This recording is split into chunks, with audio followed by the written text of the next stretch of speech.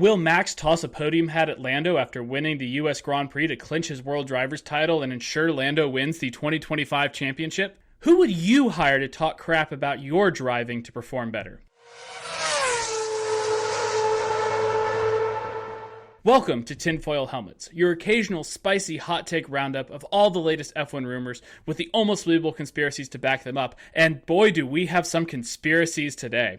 Everything here has been carefully researched for hours to make sure it is totally founded in logic, reason, truth, or not. Who knows? And Dominic, I want to say we can point out to our listeners just how much we researched for this podcast, because we forgot it was a sprint weekend this weekend. Yes. The best of sprint weekends, the ones you forget, because then it's a surprise and it's even worse.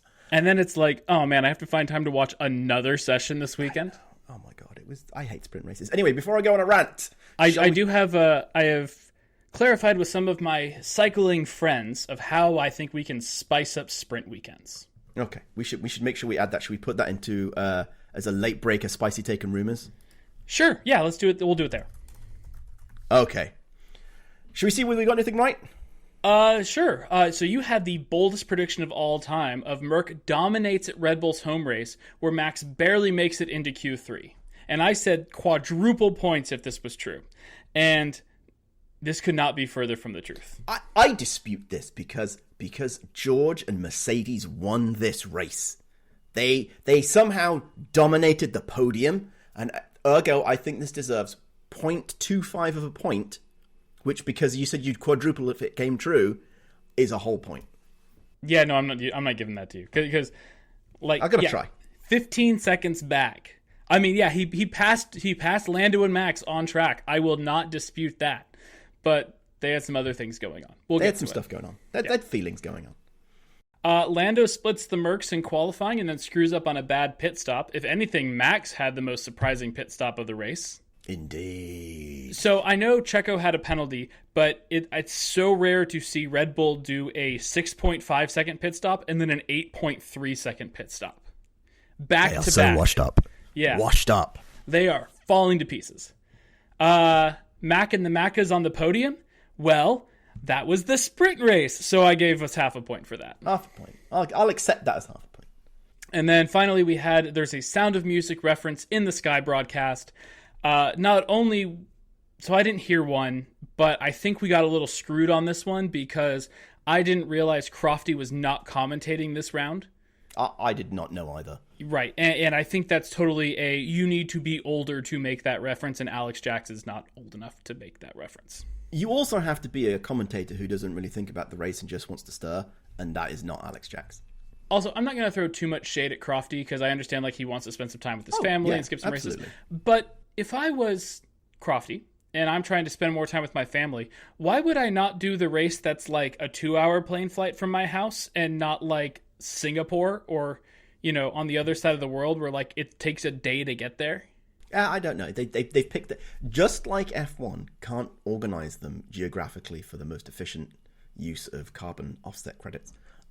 Crofty apparently also can't do the same thing, so I'm very confused. Yeah, because I'm just thinking, like, he could be in on a Friday morning, out on a Sunday evening, and, like, barely be gone versus, like, flying to Australia where it's like you're leaving on, like, Wednesday to get there on a Friday, and then leaving on Monday to still be back on Monday, because datelines are weird. Exactly. It's, like, very odd. But where does this leave our batting average? We're batting 344, which is still very respectable. Are we down or up from last week? We're down because we took big swings. We took a lot of big swings this round and whiffed on a lot of them. Yeah. Did anything happen between the race? It was a single week, so I don't know if a lot happened. Some stuff definitely did happen. Oh. Looks like Pierre Gasly got a multi-year extension at Alpine. I assume assisted by a brand new hire into the team by Flavio Briatore, who guaranteed him a win at some point. Well, if Ocon still wants to save face, we can have that happen. That's the only way for Ocon to get a drive in F1. Also, Jos Verstappen apparently has yet another beef with Christian Horner because apparently he was going to drive a car and then Christian said, no, you can't drive the car, so he didn't drive the car. And Max was quoted as saying, this seems all very weird. We could have been nicer to each other. I don't know what's going on there. The only thing that strikes me as odd about this is this implies that at some point in time, Jos and Christian had a friendly relationship, and I don't think that's ever been true. Yeah, it's very strange. I think they've always hated each other because they are both vying to be Max's one true dad. Exactly, and the reality is I feel like Nelson Piquet might be his one true dad. Has he made any spicy political takes? Not yet. Oh, we'll find out. Yep, gotta wait for him to retire to do that. Looks like the shareholders at Visa Cashback RB something thing have asserted control by making a statement they are for junior drivers and not for senior drivers. This clearly means Liam is getting Danny Ricciardo's seat. But he's not out yet because he's meeting with them before the summer to decide. Yeah, it made it seem very clear that, like, Helmut Marko made some comments that made it sound like Danny's going to be out at the summer break. Yes. I have a slightly spicy take to jump to the end and come back again, but actually maybe this means they really are going to get rid of Perez. That's interesting. But this is one of those things of, once again, somebody has said bad things about Daniel Ricciardo very publicly prior to a race weekend, and then Daniel Ricciardo has the best performance of the team by, like, not like they went like 11th and 12th, like he was 9th, I think. Yeah, he was in the points. And Yuki was not. So, He was like 15, 16. So here's the thing, though. Is this Danny having somebody saying bad things about him motivating him after they learned that that's what could happen in Canada, and therefore he's performing better? Or is this because Yuki signed his contract extension and ergo is having the post-contract signing extension digestion problem of not being able to perform very well on your track? I don't know. Either way, I think we have a new role for Mark Webber because the Aussies' very wonderful use of language, I think, would be perfect to help motivate Daniel Ricciardo here, of just having him in the Red Bull area, just telling Danny just how bad of a driver he is, and using some wonderful Aussie language to make it happen. Would Mark Webber be willing to come back to Red Bull given how badly they treated him with Multi-21? I did see something this weekend where he. I think he was on a motorbike or something with a number 21, and somebody put a multi-sticker right above it. Fantastic. It was fantastic. It was beautiful. Speaking of drivers trying to find seats, decide whether they're going in or out of F1, Alpine, in their ever ongoing magical ways, have decided that what they need to do to pick the other seat, because they fired Ocon, is they want Mick, because apparently he did an amazing job in the Alpine at Le Mans that didn't get more than like 5 laps. They're going to do a bake-off with Jack Doohan to work out who's going to get it. But apparently, Sainz is also now the favoured driver for the second seat. But then Sainz said he wouldn't be rushed, and the entire grid went on record this week in saying that the only reason they don't have a contract, all the other drivers that is because Sainz is holding it up. But then Bottas apparently had a cycle with Sainz. Maybe we talked about this before, but says, I now understand why Sainz is delaying everything. And then Williams went and hired 26 people as a show of strength for Carlos Sainz.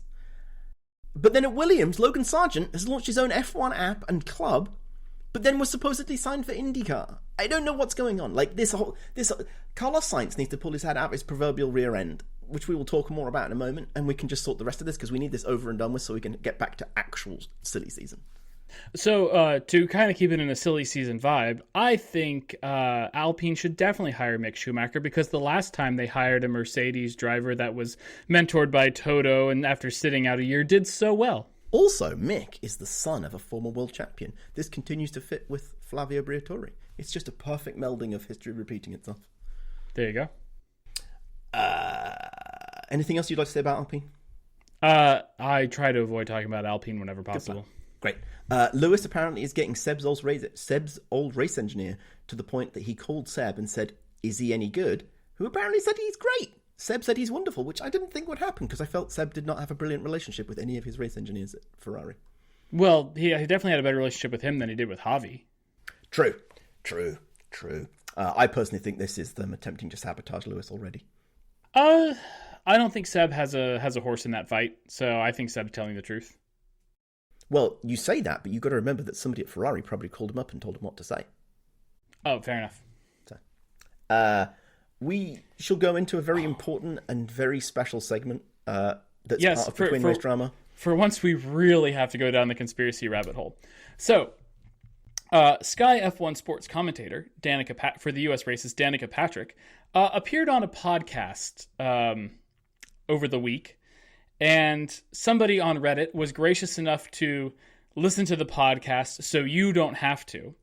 And I have gone through and read some highlights from this podcast so that you don't even have to read the sum up, because man, it gets weird quick. Here are some of my favorite highlights.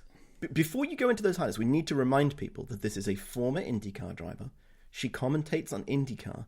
She doesn't commentate, but IndyCar winner too.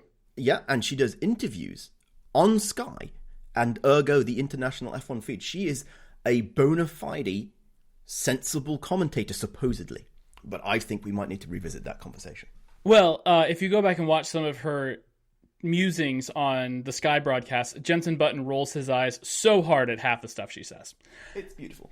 And here's some other stuff that she talks about from this podcast.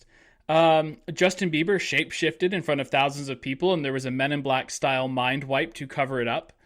The humans who lived on Atlantis couldn't handle the technology of Atlantis, and that's why Atlantis sank. But if there were humans on Atlantis and they couldn't work, who were the people who were on Atlantis and could handle some of it? Like, how did it get there? Because if it's not humans, what was it? Cats? Lizard people, probably. Oh, the lizard people. Okay, I got it. Right, because I don't think I pulled any lizard people quotes out of this, but there are definitely some in there. That's the foundational belief, is it's all lizard people. Oh, it's the top two things on this thing. The reptilians invented money to control us, and the reptiles are not okay with us shifting of the energies. So moving away from fossil fuels. I see. The reptiles are scared because humans are gaining power. Fascinating. Yes. Yeah. And then Danica also said she went on a guided mushroom journey where she became a waveform. So I have some more clarifying questions about this specific last one. Was she guided by mushrooms, as in there was a giant person-sized mushroom who was guiding them on the journey as she became a waveform? Did she take a mushroom and then become a waveform?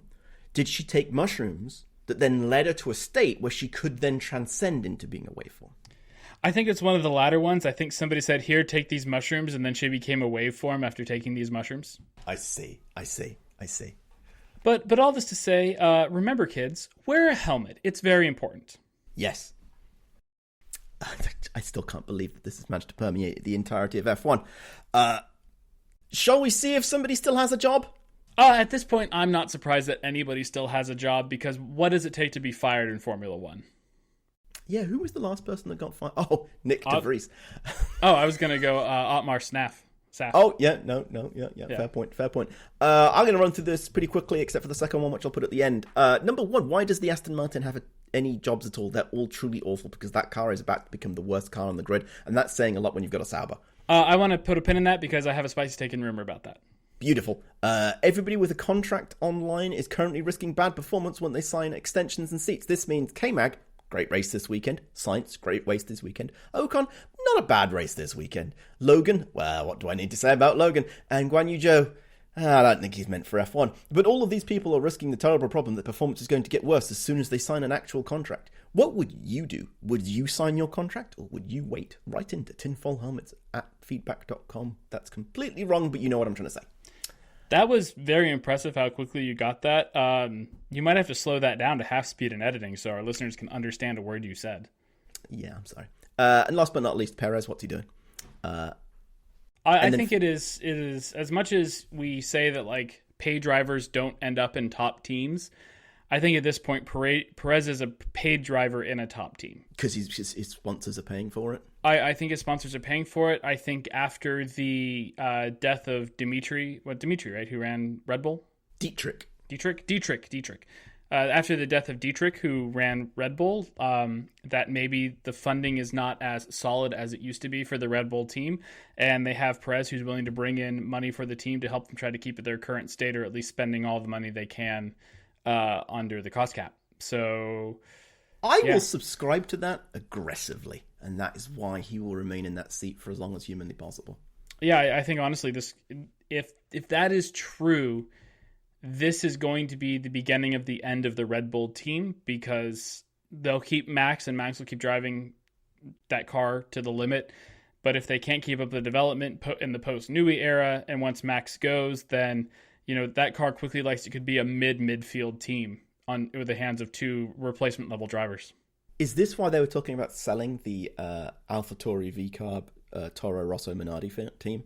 Maybe. Was that if they can sell that, it gives them a couple of years of buffer. Interesting. And also prevents them from having to, if that team can be self-funded, then, or any of these teams can be self-funded, they can keep it going. But yeah, they could be the writing on the wall for the Red Bull team. And maybe a new way in for Andretti.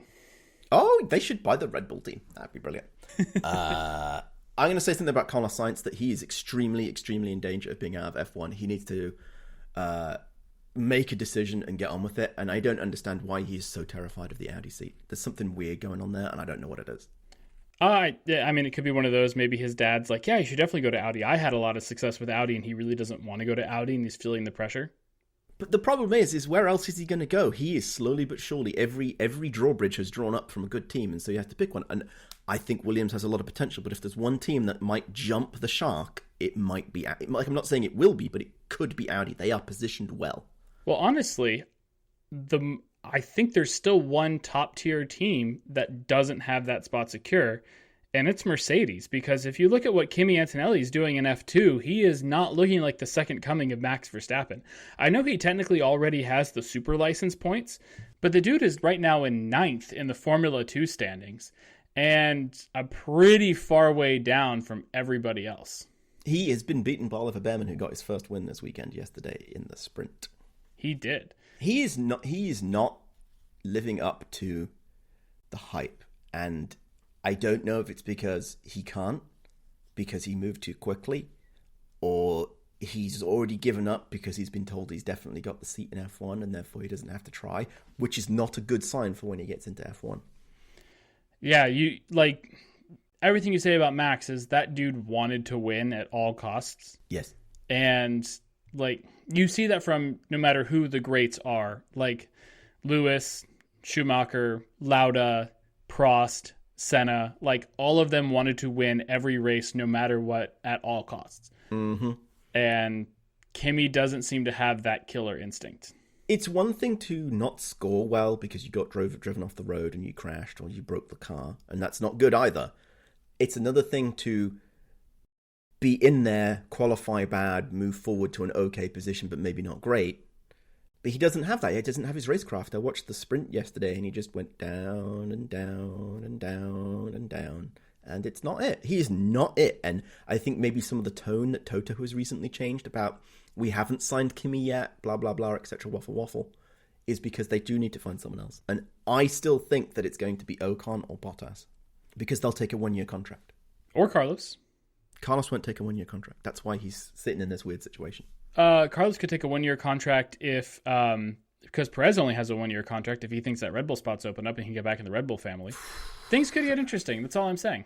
Yeah, it could be. All right, let's move on and let's briefly talk about, should we talk about the sprint qualifying shootout thing that was a waste of time? No. Okay, great. It wasn't great. Basically, napping intensifiers really sums up the entirety of sprint qualifying. Should we talk about the sprint? Sure. It was. I had no idea how much I relied on the F1 timing tower to keep me informed of what was going on in the race. I was so annoyed. I was so annoyed because they were focusing on weird people I've never heard of in F1, and we didn't know what was going on. And I don't mind them focusing on other people, but I use the timing tower to tell me what else is going on. There's only 20 drivers, Dominic. I think you know who the other weird people are in F1. I might as well not. They're useless. I could do a better job than they can. But the timing tower being off was very bad, and I was extremely upset. Yeah, the first little bit was pretty spicy, though, with Max and Lando going at each other. Yeah, for top 6, first 8 laps. Yeah. Great. Then I had to sleep for the remaining 15. Yeah, I was looking at something else as well, and I was trying to follow it, but without the timing tower, it was like, I can't tell if somebody's close to a battle or not. Because if everybody's 2 seconds apart, okay, I can look down at my phone or something else for a little bit. But you couldn't even tell if anybody was 1 second apart, or because just the battles, the things they were choosing to show on camera were not great. At one point in time, they did put the GPS map up to try to help out a little bit, which I thought was somewhat helpful, but also not. No, because it doesn't tell you the times. It was terrible. The one take I had from the sprint race that was kind of maybe insightful was it looked like Norris was trying really hard and might be getting there, but if you watched Max, less so you watched Norris, Max was not really flustered. It was basically a Sunday stroll. And every time Lando tried to do something, Max was like, "Sure, you keep doing that. I'm just going to keep driving my right line." And it was great. It was actually really good to watch a true champion, which maybe we'll revisit this conversation for the race, doing a great job just strolling around. It was great. And everybody behind him was like angry. It was like that Mr. Bean thing where it's the old lady, except it's not the old lady going down the stairs, and behind him everybody was trying everything. And Max was like, so that was pretty good. I think we call that foreshadowing. Indeed we do. Should we talk about qualifying? Unless you want to talk about Hülkenberg real quick in the sprint race. No, not really. Okay. So Max went from like barely in front of the McLarens to like half a second in front of the McLarens. Brilliant. Yeah. Good job, Max. Yuki said some things on the radio he shouldn't have. Yeah, and any other driver who claimed the defense that Yuki claimed, is that he did not understand what these words meant, really, I think would have fallen flat. But I will give Yuki the benefit of the doubt, given his pretty bad grasp of English at times, because I've seen other interviews where he's done it, and the interviewer's like, "Did you really mean that?" And he's like, "What?" And they're like, then they explain it, and he's like, "Oh, I didn't really mean that at all. Oops." So I'm going to give him the benefit of that. But he did get a €40,000 fine for basically ableist slurs. It feels like something along the lines of he heard something on like a TV show or a movie and then repeated it, and then the parents were like, "You really shouldn't repeat that." Yes, it was a little bit like that. So they forgot that Lewis was actually taking part in qualifying and didn't disconnect his exhaust, and then told him to leave, and he got a €5,000 fine for it. So, that was a bit spicy. I do think Lewis needs to see a sports psychologist after qualifying and after the race actually, and sprint qualifying and the sprint race. I feel like he needs to get his head back in the zone, or to update on the Merc sabotage. It's possible that Merc went back to screwing with his tire temperatures this race. Just they'd showed everybody that it wasn't that last week because somehow Lewis was so amazing. But I'd just like to remind Toto, who is clearly listening to this podcast, we don't forget. We are like elephants. We will never forget. Just one race will not eradicate it from our memory. Especially on a triple header weekend. I mean, if it was across like a double or a 2-week break, we'd totally forget. Yes, absolutely. Yeah, but triple header, you can't pull that on us. Yeah. Should we talk about the race? I liked this. I love Austria. I think Austria is a great track. I love the improvements they made to add the gravel traps, like the smaller gravel traps, because I think that's a great blueprint for like other tracks where we talk about there's a runoff to forever. There was the whole thing last year. They said they had like 1,200 lap deletions or something like that. Yes. And everybody was keeping it in the lines this time around. This just proves that when you tell F1 drivers to stay in the lines, they can indeed stay in the lines. Indeed. This was perfect. I thought this was absolutely fantastic. They should do this in every track where they have track limits problems, and probably all the ones where they don't have track limits problems, because it was perfect. And it doesn't compromise the track for motorcyclists because it's such a narrow, small part. You can easily scrape it all out, fill it in with something else for the motorbike race, take it all back out again, and refill it with gravel when F1 come around in 12 months' time. I loved it. It was brilliant. Why they didn't do this for the last 4 years, I'm not entirely sure, but they finally pulled it off. I think it's great. And also, like, Austria is such a beautiful track with all the elevation changes and the sweeping corners. I love when F1 comes here. I think it's great. The only thing I wish is, just like Bahrain, occasionally let's run a slightly different circuit, because they have like the small chicane between turns 1 and 2, and that would be so fun to watch everybody then like dive through that thing. Yes, I think that'd be good, especially if you put a DRS zone, right? Like, that was over the whole thing. You have to turn it off to go through the chicane, and then another one. It'd be brilliant. I think it'd be great. No, leave it on it's slow enough. Leave it on for the chicane. Oh, there we go. Perfect. But coming in 2026, we don't have DRS. We have the active arrow stuff, so it'd be fine. We have Transformer cars, the Autobots. As much as I will agree that it's a good track, I kind of thought, except for the last 10 laps, which we'll get to shortly, this was not the greatest race in the world. It was a bit non. It had a little bit of spice at the beginning with some of the drivers swapping positions around. Perez being absolutely terrible. Poor Charles Leclerc getting some contact, and then his team being like, "Don't worry, you're still on for a points race finish, or a points finish." What did happen to Charles? Because I understand that he got screwed with his losing his front wing, but then there was no performance throughout the rest of the race. Like, was he just in a funk? Does he also need to go to the sports psychologist? He just needs, I think, a normal psychologist as well. Yeah, probably. Yeah. It was pretty bad for him. But I mean, fair enough. He did end up like 11th, but part of that was Lando retiring, so he would have been 12th. So, it's I don't know. It was weird.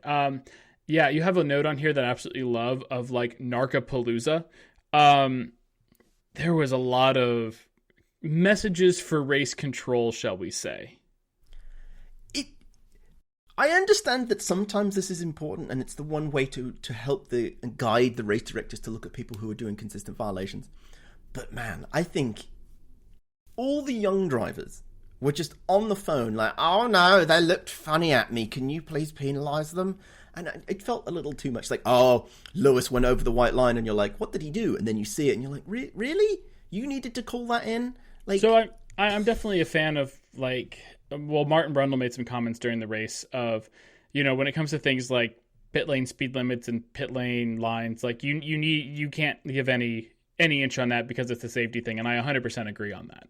I accept that in the grand scheme of things, authoritarian rule enforcement is an important part of this sport, given the ability of everybody to push it a little bit far. But in some respects, especially in the case of Lewis, I did not see Albon's one. Lewis, like, what was he supposed to do? Because if he'd aborted, he'd have ended up coming into contact with somebody else. So he had no choice, and I feel like the stewards should have been like, noted, maybe don't do that again. But I think in terms, but then it just means that all I have to do is oversteer my car, and then I don't get a penalty, and I can come in a lot faster. You won't. If you're oversteering and sliding your car like Lewis did, you are going slower. You are not going faster. Fair, but it looks cool when you watch Formula Drift. I know, I love that. The one thing that also got me, and I feel this is a bit weird, and again, this is whiny F1 drivers, Lando on the phone saying, I moved and then Max moved. I actually didn't realize that was not allowed. Like, I get that you're only allowed to move once. I accept that makes sense, although nobody did it prior to whenever they introduced that rule, because everybody was doing it all the time. But I don't understand. It's like, oh, he saw me move and then he moved. And like, well, if it's his first move, that's fine. Like Lando, can you not drive the car? Are you not good enough to take on Max? Also, looking at some of Max's moves, I think he had a very plausible of, I am going for the racing line. Because, yeah, he might have turned in like a little bit early, but you can just be like, well, it was a defensive move in taking the racing line. Like, I think it was a good... He wasn't like, shoving somebody off the track. And right.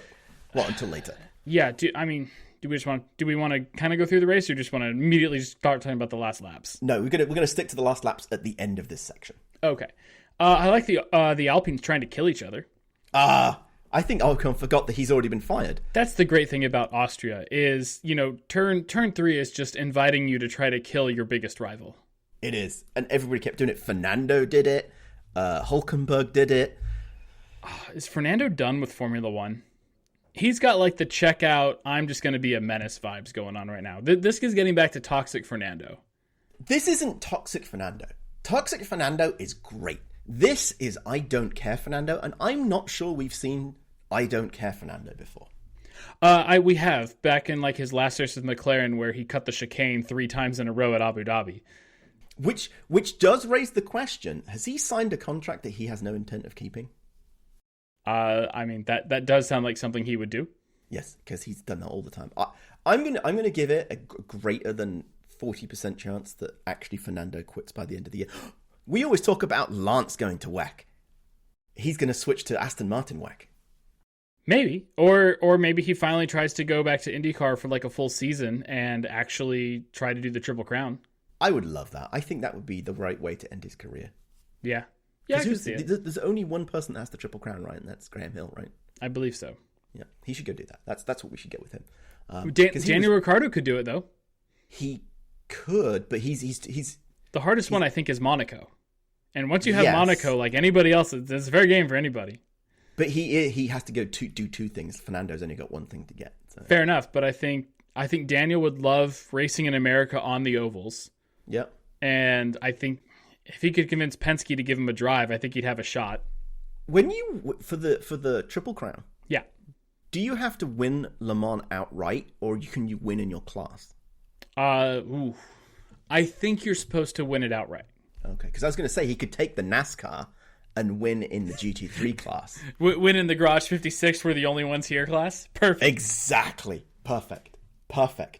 I would like to see Daniel in NASCAR, though. That would be fun. Yeah. I still think he should. So. Okay. Before we go on to the last thing, I would like to say that Mercedes continues to reinforce their suspect strategy plays and the way that they favor and avoid crashes that we have previously discussed. Because they left Lewis out, which I think was fine, but they were waiting for George to rock up on him and then pit him, all to stop them having to race each other on track. I mean, because they were very racy. They were very racy in like those first 2 laps. Lewis almost had it done. Yeah, and apparently he picked up floor damage, but I don't know if that's just, telegraphing the excuse for later on. Or they had a button on the console that said "Give Lewis floor damage." Would not be surprised by that. Yeah, we've put an exploding bolt right here. Exactly, like on Ocon's car when large bits of carbon fiber shot off it. That was impressive. How was that not bolted on? Yeah, because it's like an Alpine. That was like a full piece of bodywork. And it came out beautifully. Some Marshall now has that on eBay. Shall we talk about the last 10 or so laps? So, in a rare Red Bull mishap, they had a really slow pit stop. They really screwed up Max. That was a bad pit stop. Yeah. I mean, I know it happens from time to time. Wheel nuts get stuck. We see it from every team. But this is why you build up 7-second buffers, because it was gone. Mm-hmm. It was gone. And the thing that makes it so shocking for Red Bull is they don't have bad ones. So a slow one for them is 3.5, right? And they did 1.9s earlier in the pit stop in the race for Perez. But this just feeds into my narrative that the team is falling apart. Yeah, I mean, I won't go that far because bad pit stops just do happen. They happen to every team. Mercedes does them regularly. They have 57 pit stops, or is it 3 days? I can't remember. Yeah. So but it's if you're looking for proof continuously that Red Bull is not the Red Bull of last year, we have so many things to point to right now. Are any of them true? Maybe. Are none of them true? Maybe. But it's just one of those things of we have so many things to point at where it stops to look like a rumor. If you plot mistakes, pit stop mistakes, bad pit stops, bad strategy, bad calls, bad setup, right? And you plot them on a chart and you do 2021, 2022, 2023, and now you do 2024, and you plot them on a line, there is clearly a trend line here. Something is going on.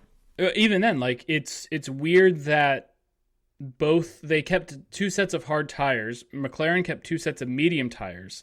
And then at the end of the race for the last stop, they put Max on a used set of mediums. Now, I don't think that changed anything. No. But it's one of those, you put a lot of faith in that hard tire being a good race tire.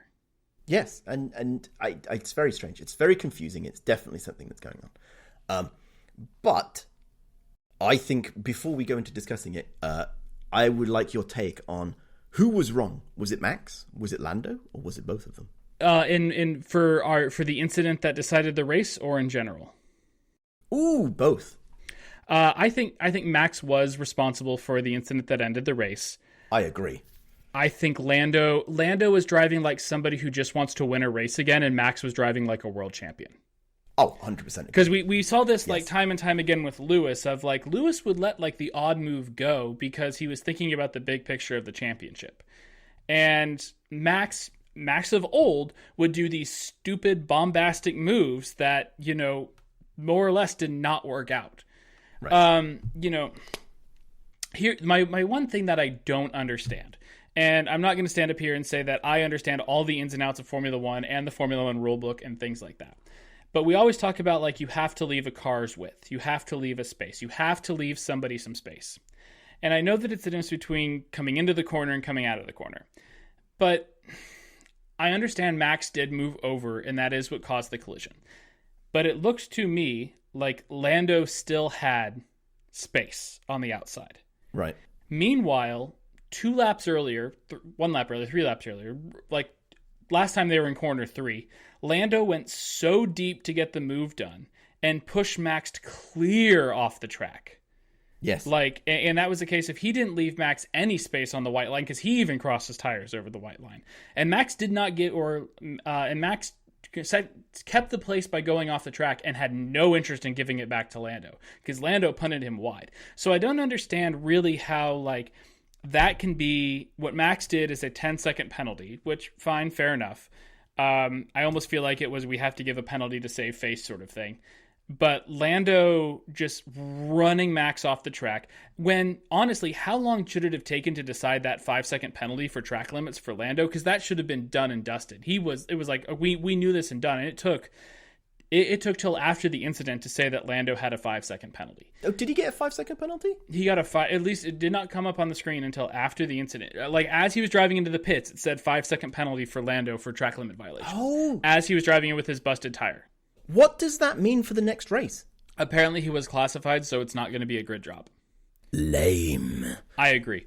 But if that's one of those things, that took 3 or so laps to decide, and that seems like in the world where we had Perez pit lane speeding and Lewis crossing the white line done very quickly of like these are slam dunk things, it feels to me like track limits should also be a slam dunk thing, especially if it gets to the point where it's referred to the stewards, because at that point, okay, like we've seen all the other ones. We know he's already had these limit violations. Like, are they going back and looking at every single one and just say, yep, he's still over, yep, he's still over, yep, he's still over? But at that point, what's the point of having the black and white flag to begin with if they're going to get re-adjudicated?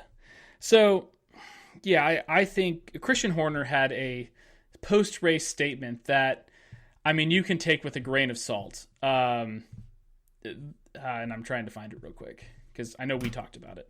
While you find that, I will return to the fact that prior to Lando pushing Max off the track, Max had pushed Lando off, and I think that was fine and blah, blah, blah, etc., etc. But when you watch what happens and how it played out, Lando was trying to pretend he was Max. And I don't mean in terms of like driving style, but the strategy. The strategy that Lando was trying to pull was, if I can make Max go off track and retain the position, even if I never completed it, he will be forced to give that position back. And I don't think it worked, and I think Lando was over his skis. I think Lando was driving, he was not driving, he was trying to drive above his skill level to get the move done.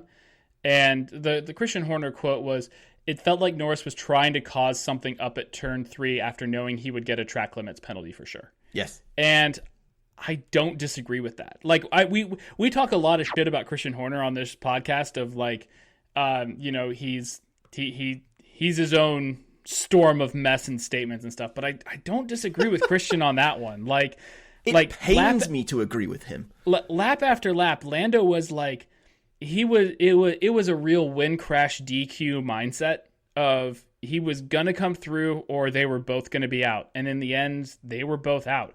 At least the one thing I'm okay with on this is that they both picked up a puncture. If it was one of those one picks up a puncture and the other like jets off to a victory, it always feels weird. Like think back to 2021 and Lewis and Max at Silverstone. Like you punt somebody off and then you go on to win the race. That feels weird to me. So that puncture was really interesting. Sorry, the one in Austria. Because if you on the replay, it's actually Lando who gets the puncture first. And then, as Lando tries to control the car, and Max kind of has lost it by that point, because I think he got unsettled, that's when Max gets his puncture. And I thought that was really interesting. I'm not sure that's true, because Max definitely had the puncture from the first contact, not the second contact. I watched it back, because I was also curious. Okay. I will accept your statement, but I will not concede it.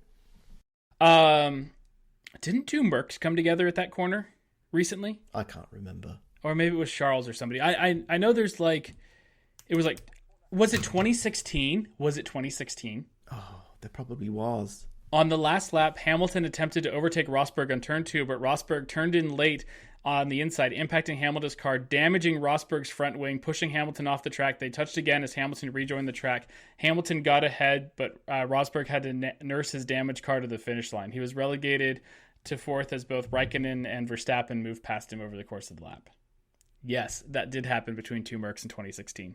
And per your opening comment at the beginning of this episode, Lando is Nico Rosberg. Yep. He's going to quit and become a gamer. And he does the streaming thing just like Nico does it. It's yes. I am waiting for Max to toss a podium hat at him in Austin.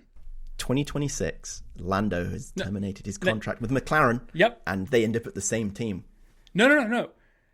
2025, Lando's going to win the championship and just retire because he realized he can't beat Max again.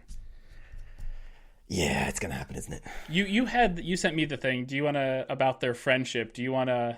Yes. Do you want to talk about that? Yes. So as we all know, well, I'm assuming we all know because everybody who listens to this podcast is clearly deeply steeped in the lore of Formula One. But Lando and Max are BFF, so much so that they buy cheesecake from the Cheesecake Factory when they're in the Middle East for each other, because apparently there's a Cheesecake Factory in the Middle East. And there's a Tim Hortons in the Middle East. I'm not surprised. Why would you want a Tim Hortons in the Middle East? Anyway, you would want Cheesecake Factory because Cheesecake Factory cheesecake is actually pretty good. Don't at me about that. But they fly on planes together. Please at Dominic at or feedback at tinfoilhelmets.com. Let me know about your spicy cheesecake takes. Spicy cheesecake is not good. Let's keep with the savory cheesecakes. Yes. Anyway, back to the point. Lando was asked, will the friendship between Max and you end? And he responds with, will the friendship between Max and me end? I don't know. It will depend on him and how he explains. If he claims to be right, it will be over. And if he admits he did something, then I will understand. And I don't know how this will go, but I don't think Max will admit any failure in this case at all. I think Max will admit something he is wrong if Lando also says, yes, I was a bit over aggressive. Because I think they both have equal blame in how the end of this race turned out. And giving George Russell a win, how dare they? I am so deeply, deeply annoyed that it was George. Like, the people who I am more mad at, well, not more mad at, I am very mad at Lando and Max, not because they crashed and broke it, but because they gave George a win. I'm also mad at Oscar for not going faster. Exactly. It's not cricket. Not cricket. The real question is this a return to 2021? Is the rest of this season going to be spicy and full of all the bing bang bish bosh bing bang of cars?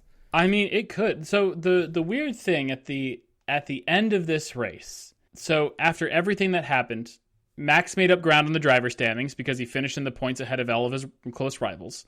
Yep. Red Bull took points off Ferrari because, again, same sort of thing. And they only lost 1 point to McLaren. So when all's said and done, like, this helped Red Bull and Max in the championship.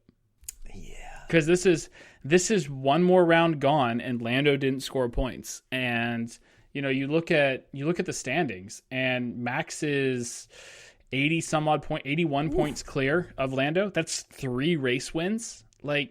That's 3 race wins and DNF for everybody else. Yeah, we're not to the point yet where we're crowning Max, but looking at USA, it could be done at USA, and yeah, and there we go.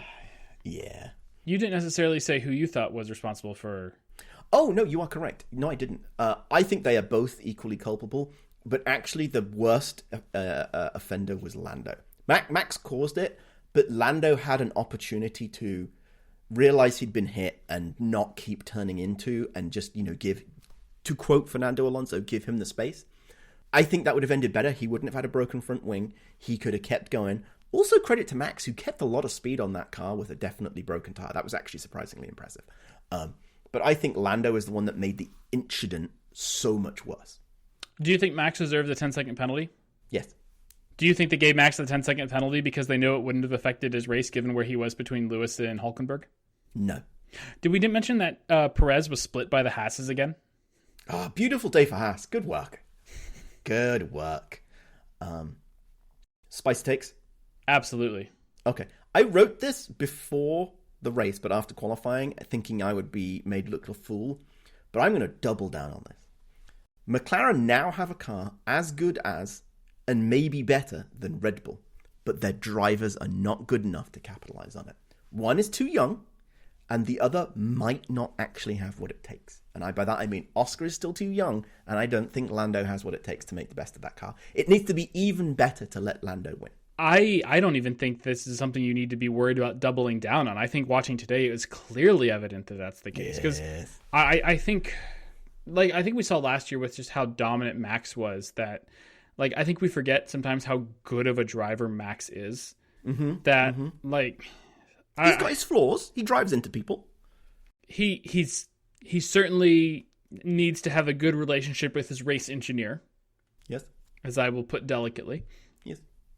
But, I mean, he was half second clear on the shortest time of lap time race track of the year. Like, if they hadn't screwed at the pit stop, Max would have won by probably 4 or 5 seconds.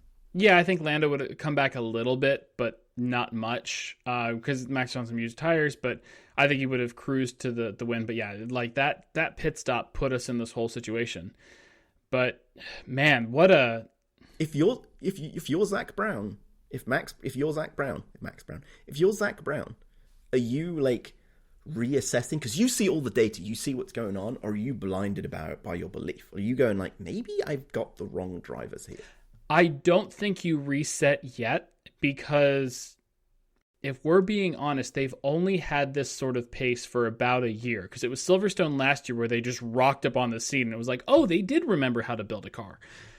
So they've only really had this sort of pace for a year, and it's really only been in like the last 5 rounds where it's felt like they could challenge the Red Bull. And I don't think that's when you give up on where you are, because if anything, I don't feel like we've seen any upgrades come to the Red Bull this year. I haven't tracked it that much, but we hear talk of upgrades from McLaren and Ferrari and Mercedes, and I have yet to hear a single talk about an upgraded Red Bull.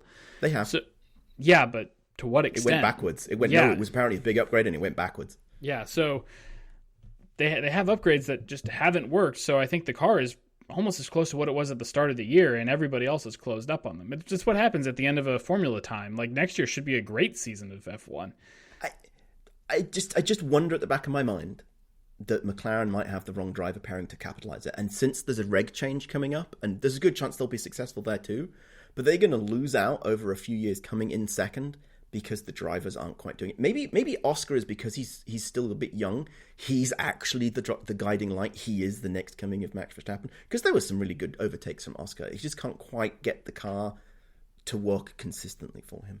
I'm not sure you really worry about it right now, because hear me out, if Red Bull's floundering, and maybe by the end of the season, the last couple rounds, like, they're clearly, okay, now the car is better, but it's not enough to elevate them in any of the standings. That means you get all the second place CFD and air tunnel time that Red Bull gets the first place time. So then you have the whole off season, and remember, you can start working on the 2026 car in the first half and start as soon as we hit 2025. So you can know you're going to have a faster car at the start of the season than Red Bull, hopefully. And then you can use your second place constructors time to try to get at least somewhat of a start on the 2025 car. And then when it resets to leading the constructors standings at the halfway point, then you're back to, okay, now we have to try a little bit harder. So basically you're saying that McLaren needs to get into the Ferrari mindset, which is, it's really not about the driver, it's only about the car. And once they've improved the car enough, it will cover up the flaws of the drivers that they have. I think Lando Norris and Oscar Piastri are good enough drivers to get the McLaren to a drivers and constructors championship if Lando can keep his head on straight. Because I think today was as close as we've seen to Lando not having his head on straight, because like the other times he's been leading the race or battling, he's been pretty clear and far away ahead. Like when we think back to his win in Miami, he was really never under pressure because he was like a couple seconds back from Max, and then the safety car thing happened, and then he was a couple seconds in front of Max, and he really hadn't had to do anything on track to overtake. 2021 in Russia, where he thought he could do it, full of hubris, and didn't make the right call on the tires. I would like to say basically the sprint race in China, where he just fluffed it at the beginning like an idiot. And then he did it another way. Like, Lando is almost like Charles when the pressure really comes, except in qualifying, when the pressure comes, he fluffs it. He doesn't put it in the wall like Charles does. But there's definitely something there. I won't disagree, but I think at this point I would say that McLaren can develop the car more than Red Bull can, and it might not be an issue. The real answer, and I'm going to strongly disagree, is that McLaren need to take a flyer. They need to fire both drivers, and they need to hire Fernando Alonso and Lewis Hamilton. What's old is new again. Exactly. And also great still car, very old. Yeah. Great car, great driving. They know they can deliver.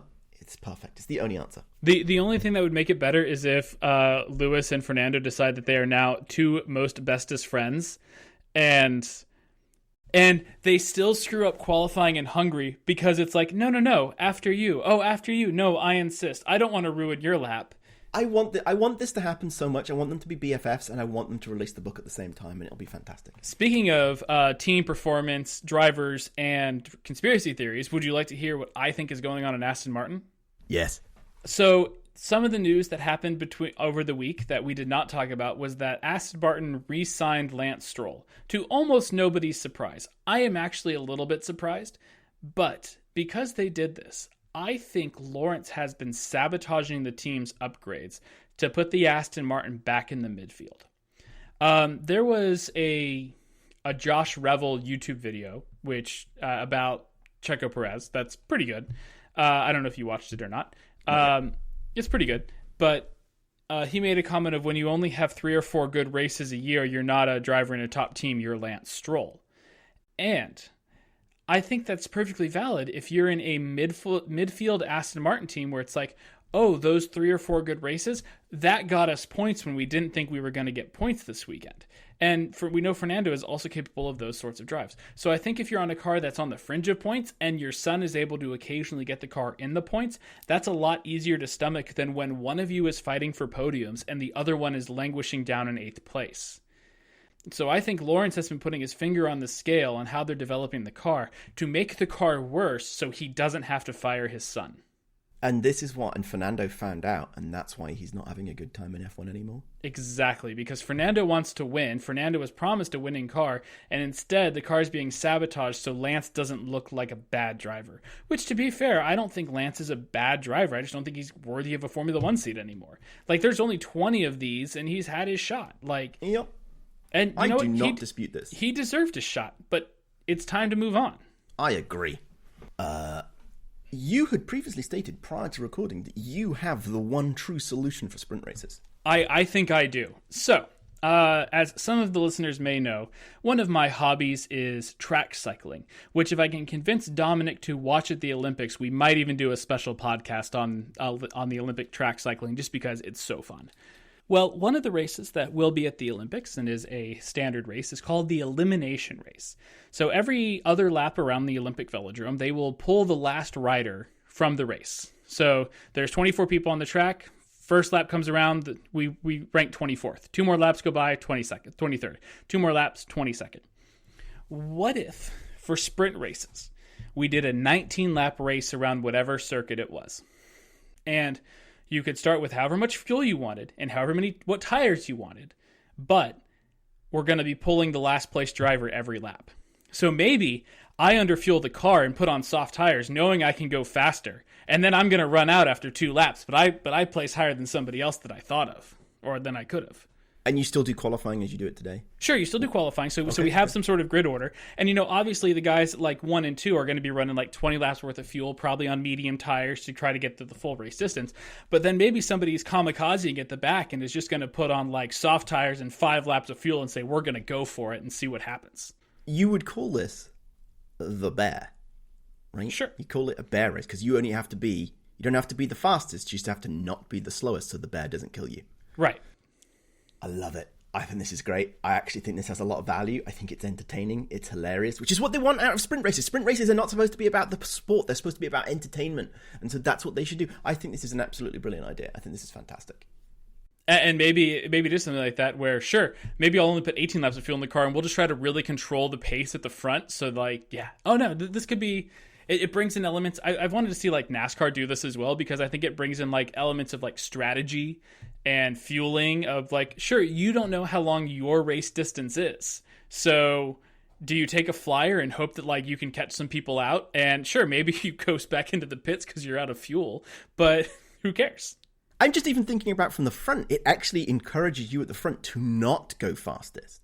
It encourages you to hold the field up to make sure that people can't get past. It's beautiful. You want the DRS train. That is the purpose and intent, right? Because that's beautiful. I love it. I think this is fantastic. I think we should do this. Yes, perfect. Brilliant in every possible way.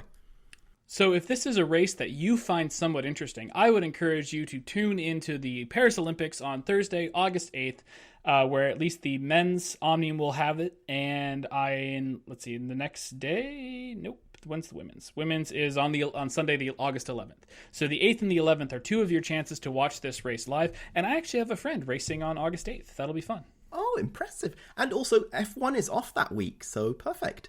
I mean, that makes sense. I mean, you don't want to overlap the Paris Olympics. Exactly. Perfect. Love it. That's why the Tour de France is finishing in Nice this year. That's nice of it. Ah. Hey. Shall we work out what may or may not actually happen at Silverstone? I don't think anything's going to happen at Silverstone. Well, we'll see. I have Lando and Max no longer being friends. I think that's a foregone conclusion. I don't want to see it happen, but it was only a matter of time. Yes. It's easy to be friends when you know.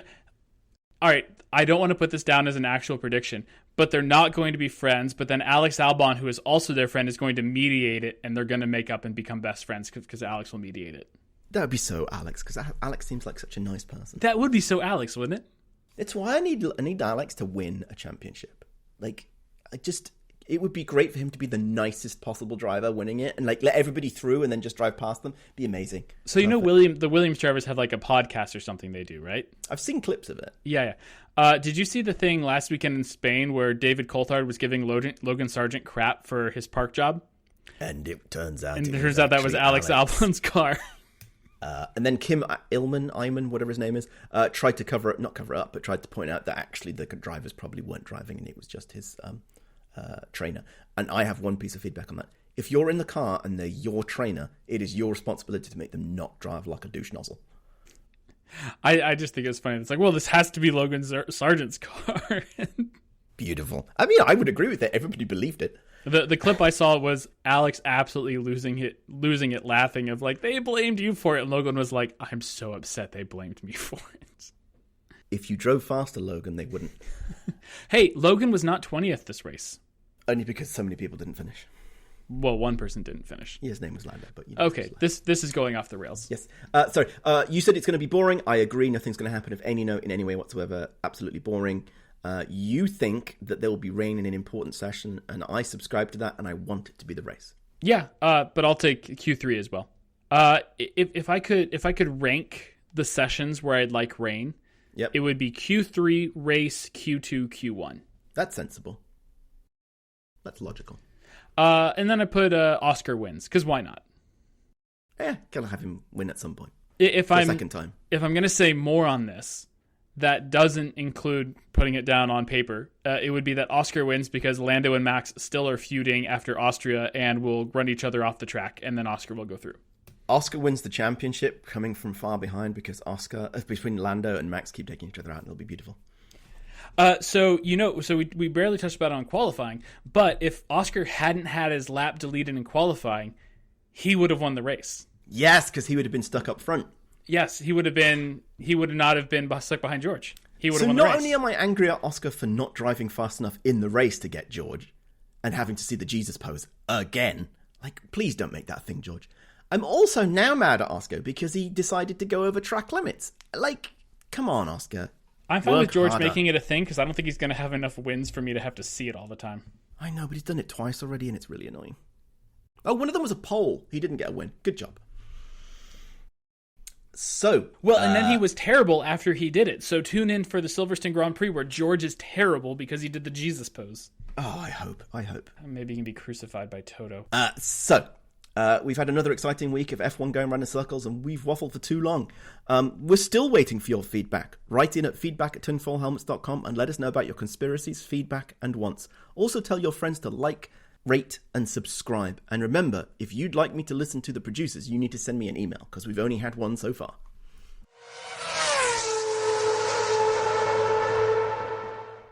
Roomba, Roomba, yeah. Roomba, Roomba, Roomba, yeah. Keep my floor clean. Roomba, Roomba, yeah.